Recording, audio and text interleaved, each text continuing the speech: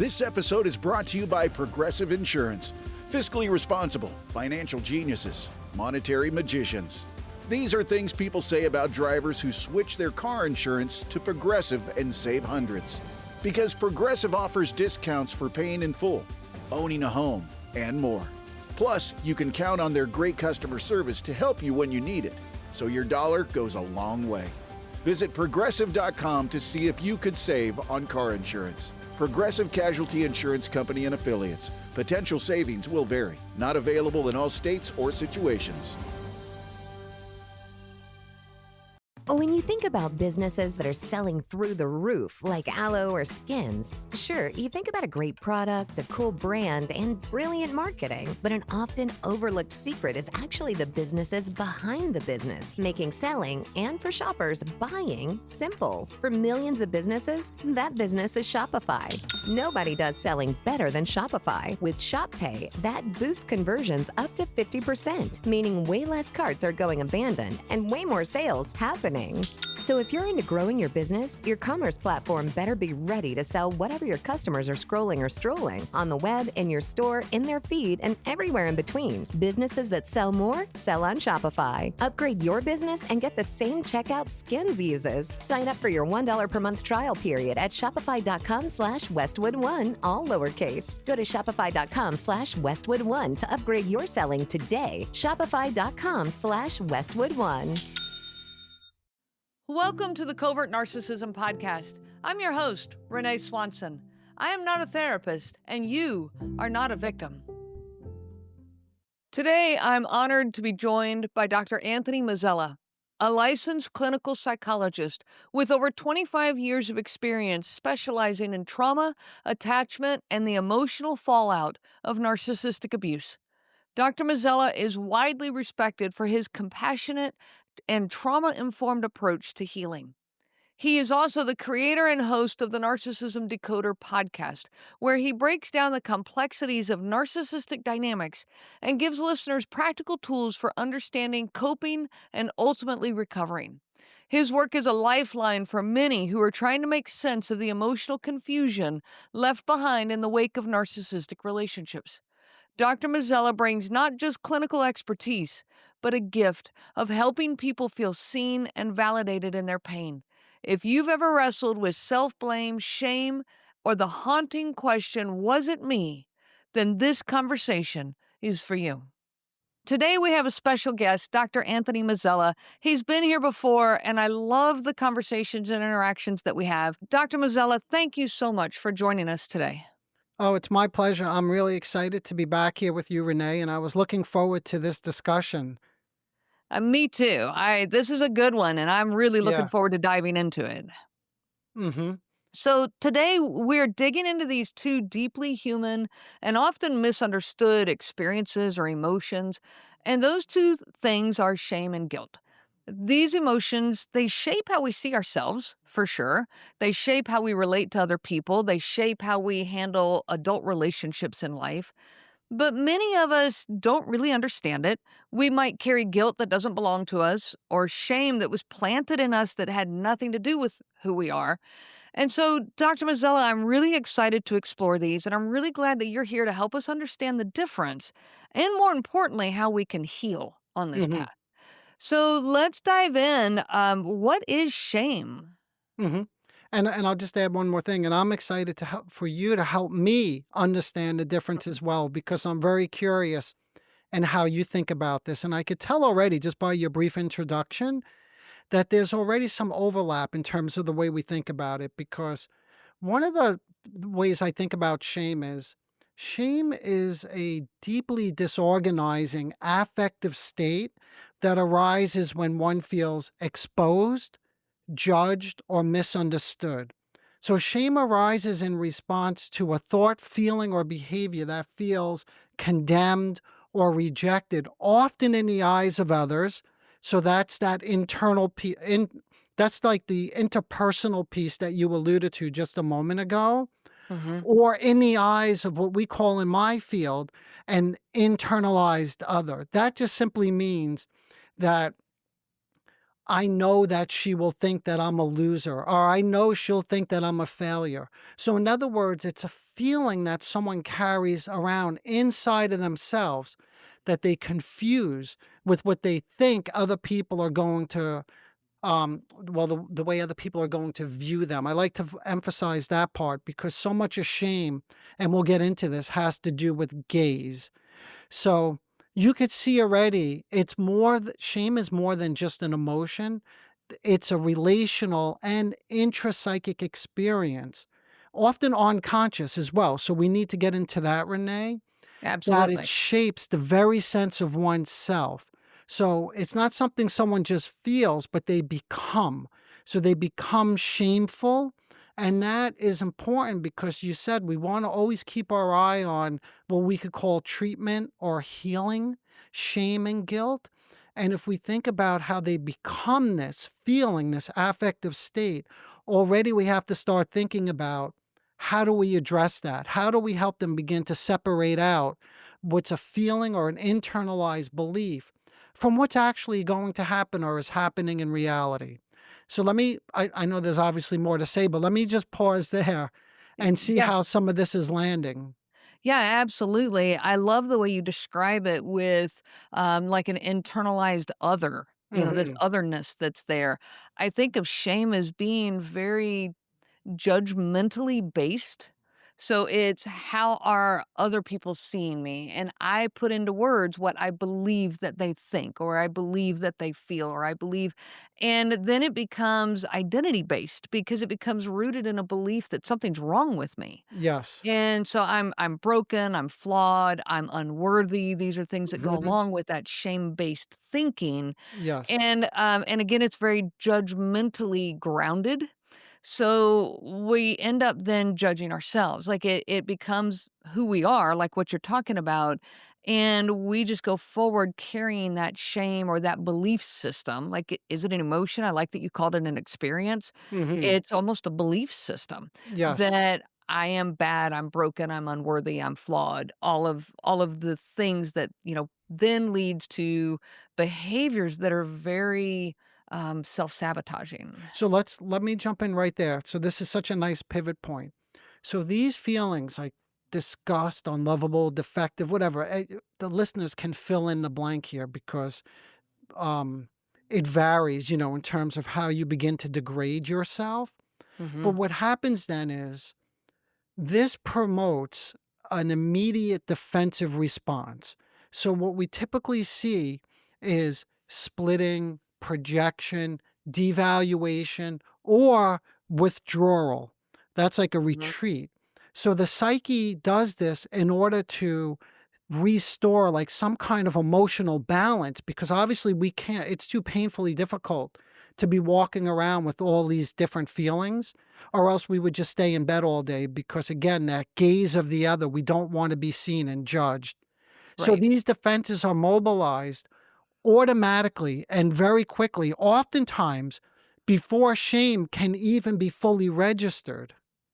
Right. Well, the defensive response. Is this because that shame or those beliefs and experiences are a threat to us? Yeah, they're a And so it's a threat. threat response. Yes, so there's a threat because these feelings are not just, we'll get into this a little bit more when we go into the development of shame, but Mhm. since it starts at such an early age, these are not just typical feelings like I mentioned before. This can become completely disorganizing or what we call, again in my field, annihilation anxiety. Like it annihilates one's sense of self. Like they don't even feel like they belong or they deserve to belong in this world. Yeah. Wow. Wow. Yeah. Yeah, and it does lead one down that path of, can they get help or what, and I know we'll get into this, but that belief that I don't even deserve help. Like Hmm. that's part of that shame-based thinking Yes. where I'm if people really knew me, they would leave. I always mess everything up, so I don't deserve even Yep. to get the help. Yeah. And that often leads them. So, one way to deal with it is those defenses that I mentioned, right? Like, and we'll go through some of those if we have time in terms of the Definitely. splitting and projection. But another way is to hide. And this is typically what you see as well, especially with people who are narcissistically vulnerable. They hide. They have different ways of hiding that can range all the way from what? Needing to withdraw. So they don't, they have a hard time just getting out, getting to work. Um, or they hide behind what's known as a false self. That's the grandiose self, the structure that Mm-hmm. holds the narcissist together. So you often hear this with people who are narcissistically disturbed is when they get in a group, they have a really hard time. They do much better one-on-one, they say, because in the group, it's the same thing. They become withdrawn or they suddenly feel like they have nothing to contribute. But Right. that's the hiding, because if they expose themselves, if they share something personal, they're going to be exposed. People will Yeah. see them, right? Yeah. I would Or love to yeah. dive into Mhm. this a little bit if you're good with that. Yeah. What are some of the common signs and behaviors that, indicate that someone's living with this, I guess we'll say unrecognized shame. Yeah. You've mentioned splitting and the hiding, and I would even maybe go so far as to say it can even be the people pleasing and the perfectionism that can come Mhm. out. Also, then we're Yes. hiding behind this image that we present to the world. Even self-sabotaging behavior can be what we are hiding behind. Yeah, absolutely. So that image that you just described, that's, again, depending on what circles you run around in, but we could call that the false self. There are different names for it. There's the Mhm. grandiose sense. But yeah, that people pleasing is indeed another way that this presents. So you wouldn't think that's shame if you just see people pleasing on the surface. But it is because then you're never really coming out. You're Mhm. performing, right? It's performative, so you're not really being exposed. Another way it could present itself, I'm just thinking out loud, is someone who has a hard time getting in a relationship and they want to go out. If we're working with them and we finally get them to the point where they muster up the courage to go on a date and they meet someone on one of these online services and immediately they say, well, I don't think I'm going to go on that date because I think this guy is lying to me about his age. He put up a picture of himself from 8 years ago. So Mhm. already I know this guy's a liar. There's no reason I'm going to cancel. So what Right. is that? That's a couple of things, Renee, right? One is they're hiding. So they come up with some rationale why not to go out on a date. And sometimes this happens when they go out on a date and they meet the person, they come up with something that's going to work, some Right. reality of why they can't go back. Right. But it also touches on the defenses that I just mentioned, right? Because in saying accusing somebody of lying, what they're saying is they don't use these words. Because remember, I said this stuff could be unconscious, but you should be ashamed of yourself putting up a picture from 8 years ago. That's what we call projection, right? Mhm. So the shame then inside oneself isn't really recognized. It gets split off because I'm not shameful and projected. You should be embarrassed of yourself, the way that you present. Right. So, Right. No, I think those are actually great points, and the projection is not one I've thought of as a way that hiding with that shame. I just haven't made that connection, and I oh, love that. okay. Well, And I so, thought of you actually, Renee. Let me just tell you why. Not that you project, but covert well, we all narcissist. project. That's true, we do. We all do to some extent. But the covert narcissists are experts at it because if you think Yes. of someone with covert narcissism, one of the common characteristics is what? That they always need to be right. They're devaluing other people. They're very critical, sometimes in covert ways, but they have a very subtle way of putting people down. But another way to describe that is they make other people feel ashamed. Right. And this is a wonderful solution for them in their mind because then they could get rid of whatever shame that then they don't have to really ever deal with. Right. No, I definitely have thought of it in regards to that it's their way of dumping their shame onto other people. Mhm. I just had not quite made the connection of it being a defensive mechanism Yeah. And against if the you could think shame. of it that way, again, since we're keeping our eye on healing, right? How do we help somebody? Mhm. One way to help somebody with this is to slowly begin to what we call integration. So if something is getting split off and projected slowly over time, not immediately, we can't just interpret this stuff because they're getting rid of it for a reason and we have to respect that. But we have to then figure out a way, and we could talk about that when we get more into the treatment, but how to Mhm. help them reintegrate it or get it integrated back into themselves. Because as you Absolutely. can imagine, this doesn't make for such healthy relationships, right? No, it Yeah. gets in the way. Yeah. Yes. All of the defensive mechanisms, the people pleasing, the avoidance, the self-sabotage, the splitting, projecting, all of that just gets in the way of the healthy relationships. Yeah. And I guess does all of this come back to when you're living with a shame-based identity? That you can't be vulnerable. You can't allow yourself to be vulnerable Mhm. because that vulnerability is leaves you so exposed. And when you have this core belief of shame, I'm broken, I'm bad, I'm unworthy, then vulnerability just lands right in that pit of shame. Mhm. And so is this why there's such an extreme avoidance of vulnerability? Yeah, it's a funny thing because in working with these individuals who have these narcissistic characteristics, what you frequently see when you pay close attention is they are very vulnerable, and this is like the fragment itself. This is about splitting again, is they appear very much in one way until until you're confronted with reality. And then oftentimes what you see is the other side of it, which is the complete collapse. Mhm. And then they're very vulnerable and needy and pathetic and worthless. But Mhm. you're right, Renee. Most of the time, with your sort of prototypical narcissistically disturbed individual, you do not see that vulnerability because that whole falseness that you and I described earlier, the false self or the grandiosity, hides it very, very well. Mhm. And we have to admit, I mean, earlier you mentioned it could also present, I think you said, in self sabotage, right? Yes. Because shame, this is the other critical piece that I wanted to mention. It doesn't lend itself well to words. So it oftentimes goes unspoken. So if it goes unspoken, it has to come out somehow. And one way you could see it is in the body or in the behavior, in the stomach, or if someone has a feeling in their chest, or they say like the pit of their stomach, or they have all sorts of psychosomatic problems as well.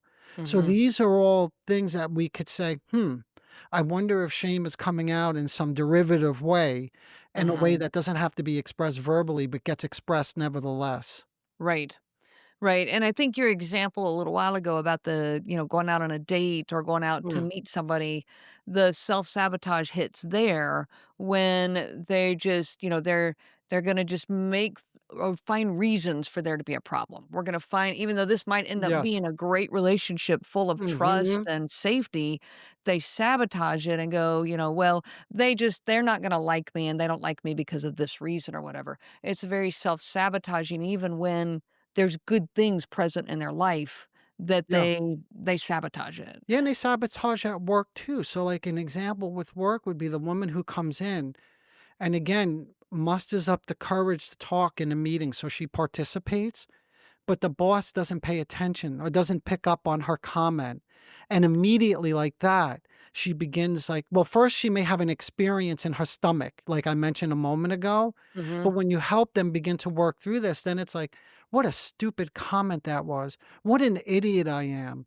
And then it interferes, just like in intimacy in relationships, because she may not then participate in the next meeting because she Mhm. doesn't want to be exposed. This is an ad by Regain Couples Therapy and features real testimonials. This was our first time trying therapy, and honestly, it was long overdue. Looking back, we just wish we had started sooner. Regain's qualified therapists help couples when they can't get there on their own. We thought it was intimacy issues, but Andrea helped us uncover a deeper root cause we hadn't even realized was there. Visit regain.com/couplespod to get 10% off your first month. Regain, couples therapy that works. This podcast is sponsored by Talkspace. You know when you're really stressed or not feeling so great about your life or about yourself? Talking to someone who understands can really help. But who is that person? How do you find them? Where do you even start? Talkspace. Talkspace makes it easy to get the support you need. With Talkspace, you can go online, answer a few questions about your preferences, and be matched with a therapist. And because you'll meet your therapist online, you don't have to take time off work or arrange childcare. You'll meet on your schedule, wherever you feel most at ease. If you're depressed, stressed, struggling with a relationship, or if you want some counseling for you and your partner, or just need a little extra one-on-one support, Talkspace is here for you. Plus, Talkspace works with most major insurers, and most insured members have a $0 copay. No insurance? No problem. Now get $80 off of your first month with promo code SPACE80 when you go to Talkspace.com. Match with a licensed therapist today at Talkspace.com. Save $80 with code SPACE80 at Talkspace.com. Again, in that way, because she knows the way everybody's really looking at her. Yeah. Like what's wrong with her? Or she thinks she knows. Yeah. Yeah, well, that's right. And Yeah, that's just it. yeah, Yeah. exactly. Yeah. Okay. So where does all this shame originate? Okay, let's go That's a back, loaded right? Yeah. question. Yeah, so I think it depends to some extent, sort of what theory you subscribe to, and the theory's not as important, but you should have a theory in mind because, again, I know I keep saying this, but it's good to remember we're always thinking about healing and treating this, and in order to heal it and treat it, you need a theory in terms of where it comes from, like, even if it's defenses like you and I mentioned earlier, well, then we have to appreciate how to work with defenses. If you believe someone is fragmented, how do you help them become more integrated?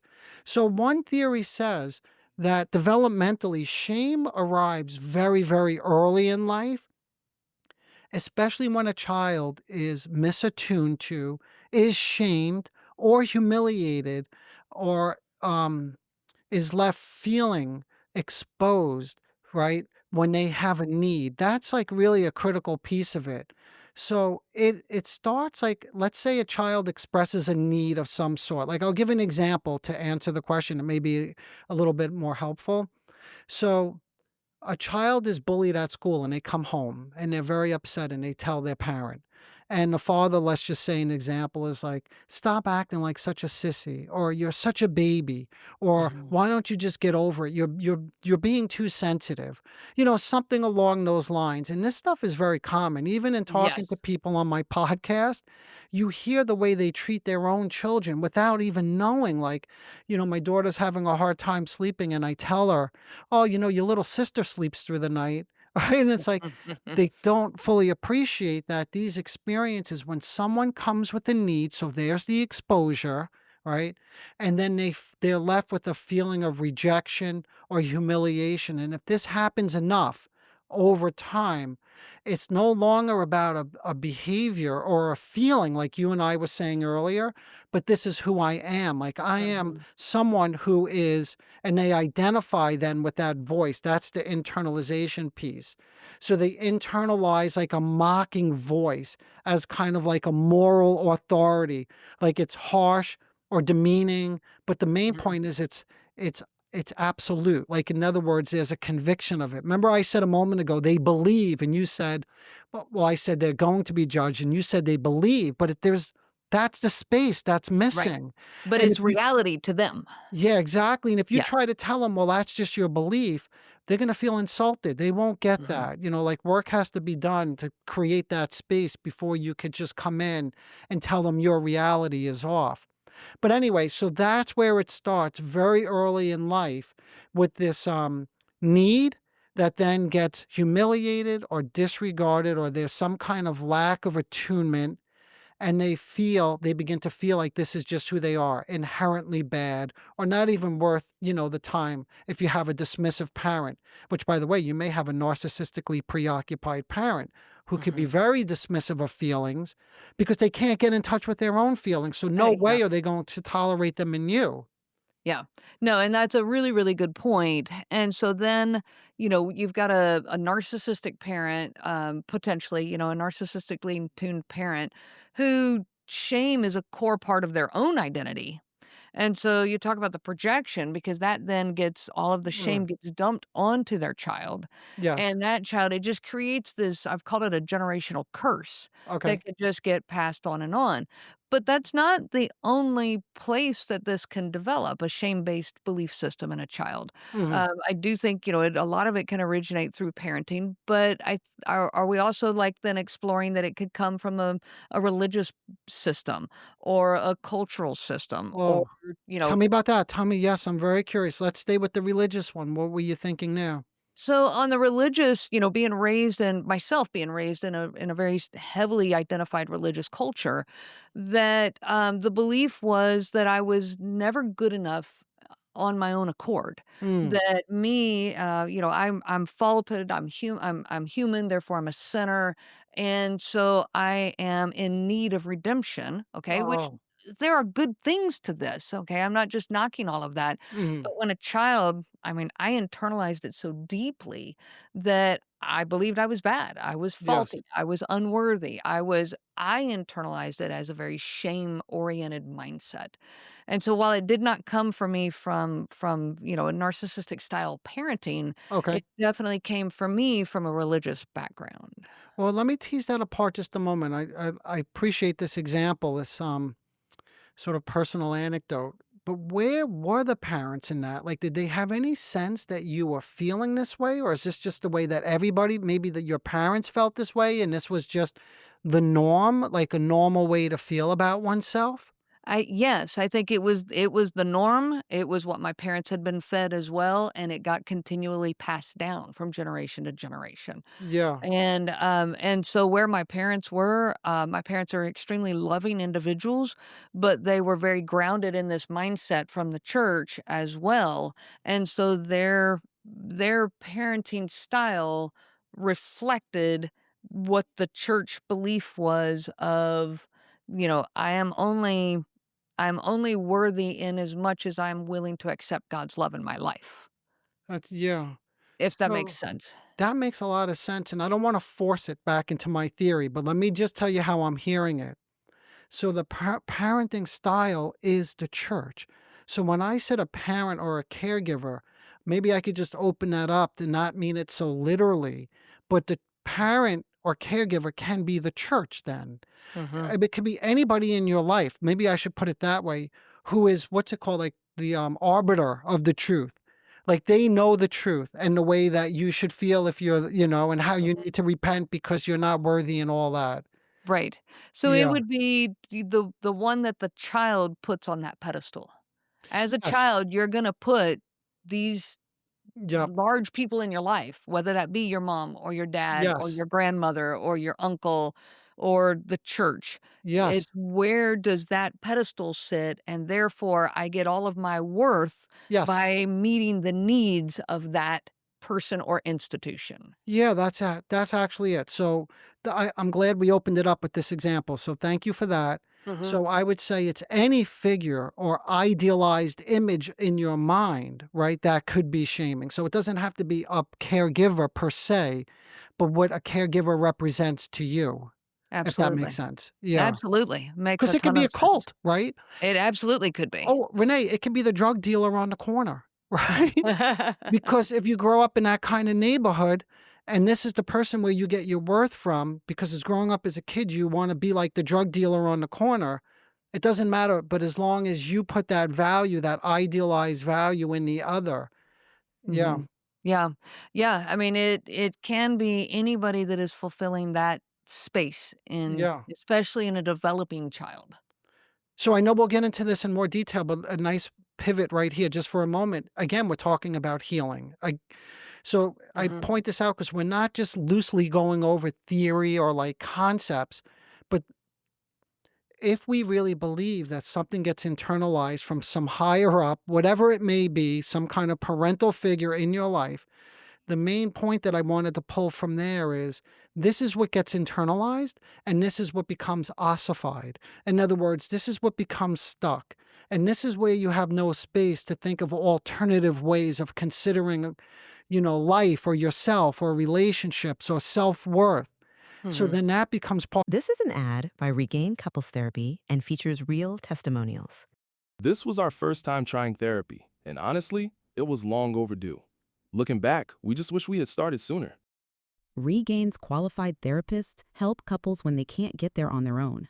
We thought it was intimacy issues, but Andrea helped us uncover a deeper root cause we hadn't even realized was there. Visit regain.com/couplespod to get 10% off your first month.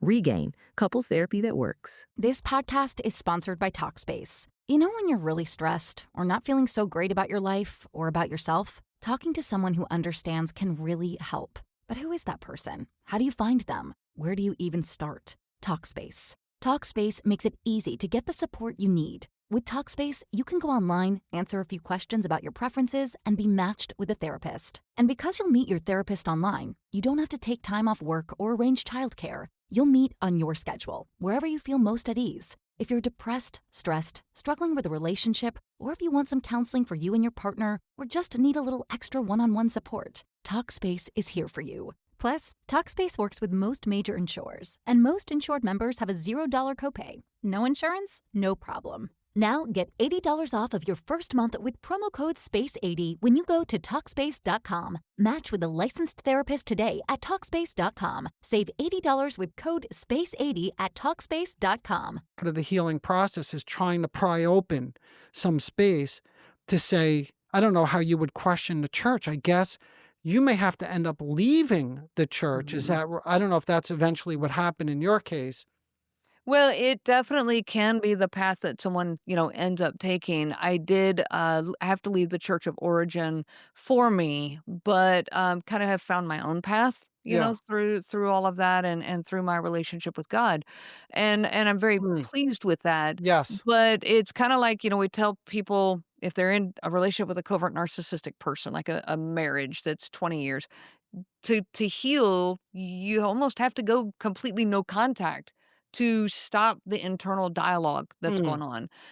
I know we have adult children who go completely no contact with their parents sometimes, and not that I would encourage that. I Yeah. encourage instead ways to navigate that relationship. But sometimes no contact, at least for a while, has to be part of that healing process to stop the internal dialogue that has come because of that relationship, Hmm. you know? Yeah, I could think of examples where I've helped patients begin to talk to their parents.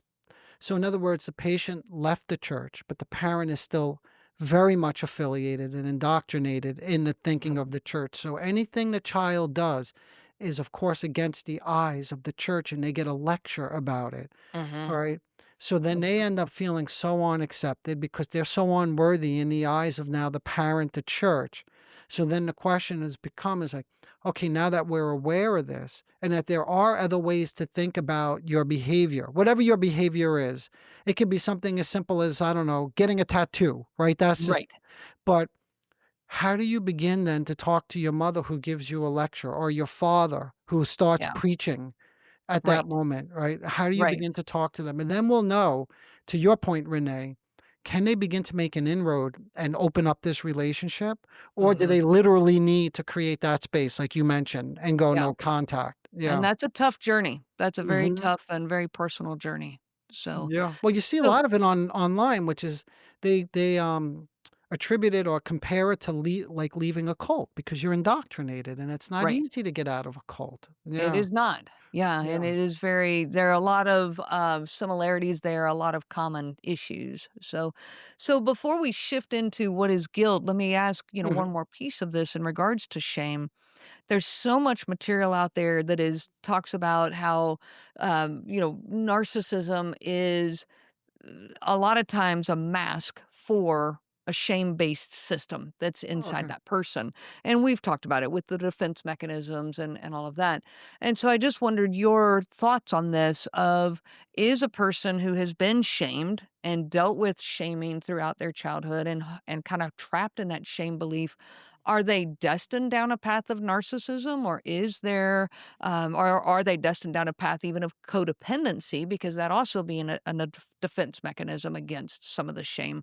And so, how do you think that that all plays out in regards to that cycle that we're talking about from generation to generation? That's such a good question. You know, when I talk of narcissism, I always try very hard to think of it in terms of narcissistic traits or characteristics. Hmm. So if we think of it that way instead of like NPD, like the formal diagnosis, Hmm. I would say yes, most likely we know there's enough research out there now to show, although we do it conversely, the opposite way you described it, but I don't see why it can't be bi-directional. But what I mean by that is there's enough research to show that in the childhood of many individuals who have these characteristics later in life, there was this shaming quality. There was this misattunement or misalignment, what I mentioned earlier, or Hmm. this neglect or this abusive type of relationship. So, yeah. Yeah. So, are they destined? That stuff's always hard to predict because it's possible.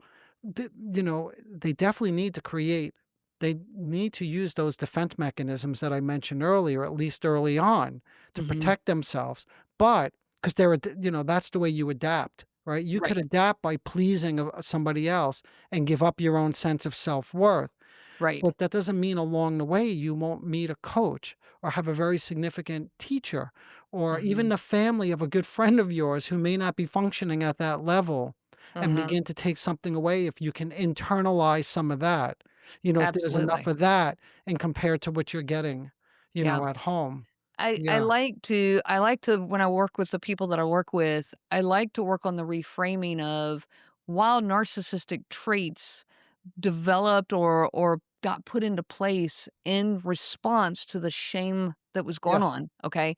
But in all honesty, putting those narcissistic traits in place at that point was adaptability. Yep. And adaptability is a good thing. And Mhm. so while that was what was necessary in that moment, I can even say thank you to myself for putting those in place to get me through a tough situation or a manipulative environment or whatever I want to call it. But now I can, instead of shaming myself, because that's where the shame continues, I feed my own shame by shaming myself for having narcissistic traits or codependent people pleasing traits. Mm. And that shame, if I shame myself for those behaviors, then I'm just continuously feeding that shame. Instead, I can say, "Hey, I'm really grateful that that got me through such a rough situation. Now I can heal because now I'm no longer shaming myself for the adaptations that I put into place." So looking at the other side of this, what is guilt? Now, that's where we'll wrap up part one of this very important conversation with Dr. Anthony Mazzella. Today, we explored the deep roots of shame, how it takes hold, how it shapes our identity, and why it's such a powerful force in the lives of those who have experienced covert narcissistic abuse. But there's another piece to this emotional puzzle: guilt. And that is where we are headed next. In part two, we will break down what guilt really is and how it's different from shame. We'll also talk about what healthy guilt looks like and how to begin releasing the guilt that never belonged to you in the first place. So please make sure you subscribe to this podcast and join us next week for the second half of this powerful discussion. If these episodes are resonating with you, I ask you please to leave a rating or a review and to share it with others. Please help us to spread the word so that our world can get on this path of healing. You are not alone in this, and your healing truly matters. I wish you so much peace on your journey of healing. You have been listening to the Covert Narcissism Podcast, where we break apart the insidious nature of these incredibly destructive and frustrating to the ends of the earth individuals. If you are struggling with the isolation, overwhelming self-doubt, and obsessive ruminating, you are not alone. I offer live, personalized coaching that is specific for you. This coaching can be individual or group sessions, or a combination of the two. You can find all the information at covertnarcissism.com. Reach out anytime. My email address is Renee, Renee, at covertnarcissism.com. And remember, I am not a therapist and you are not a victim, but I am a coach and you are a survivor. The information provided by Renee Swanson, Covert Narcissism Podcast, and CNG Life Coaching is for educational purposes only and is not to be used for diagnosis purposes. It is not intended to be a substitute for clinical care. Please consult a health care provider for guidance specific to your case. This material discusses narcissism in general. Renee shares stories from her personal experience as well as from those she has talked with for several years. Her material does not claim that any specific person has narcissism and should not be used to refer to any specific person as having narcissism. Permission is not granted to link to or repost this material to support any allegation or claim that any specific person is a narcissist. That would be an unauthorized misuse of the material and information provided. This is an ad by Regain Couples Therapy. Let's be honest, Loving your partner doesn't mean you always like them, and guess what? That's normal. Regain offers couples therapy that's flexible, affordable, and 100% online. Whether you're reconnecting or working through conflict, Regain is here to support you both. See why people wish they'd try couples therapy sooner. Visit regain.com/couplespod to get 10% off your first month. That's regain.com/couplespod.